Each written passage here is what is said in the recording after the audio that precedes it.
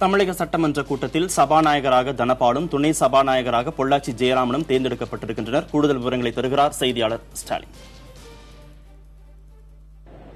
15வது சட்டப்பேரவையின் 2வது கூட்டம் தற்போது தொடங்கி நடைபெற்று வருகிறது. 15வது சட்டப்பேரவையின் சபாநாயகர் மற்றும் துணை சபாநாயகர் இருவரும் போட்டியின்றி தேர்ந்தெடுக்கப்பட்டுள்ளனர். சபாநாயகராக அவினாசி சட்டமன்ற உறுப்பினரும் முன்னாள் சபாநாயகருமான தனபால் தற்போது தேர்ந்தெடுக்கப்பட்டுள்ளார். அதே போல துணை சபாநாயகர் பதவிக்கு முன்னாள் துணை சபாநாயகரும் பொள்ளாச்சி சட்டமன்ற உறுப்பினருமான பொள்ளாச்சி ஜெயராமன் தற்போது துணை சபாநாயகராக 15வது சட்டப்பேரவைக்கு தேர்ந்தெடுக்கப்பட்டுள்ளனர்.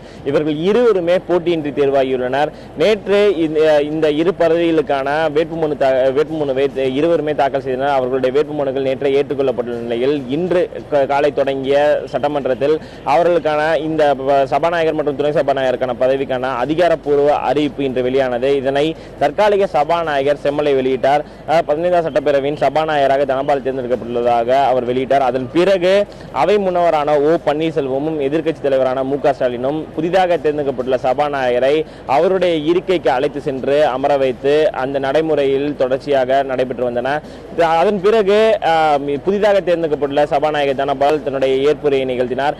அதன் பிறகுதான் புதிதாக தேர்ந்தெடுக்கப்பட்டுள்ள துணை சபாநாயகர் பொள்ளாச்சி ஜெயராமன் குறித்த அதிகாரப்பூர்வ அறிவிப்பை பேரவைத் தலைவராக தேர்ந்தெடுக்கப்பட்டுள்ள தனபால் வெளியிட்டார். இதற்கான நடைமுறைகள் தொடர்ச்சியாக நடைபெற்று வந்தன.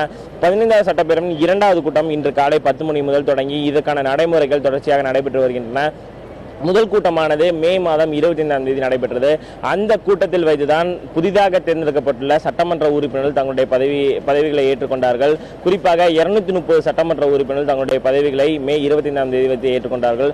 தற்போது இன்று இந்த அலுவல்கள் முடிந்தவுடன் சபையானது தமிழக சட்டமன்றமானது சபாநாயகர் தனபாலால் தேதி குறிப்பிடாமல் ஒத்தி வைக்கப்படும் என்று எதிர்பார்க்கப்படுகிறது.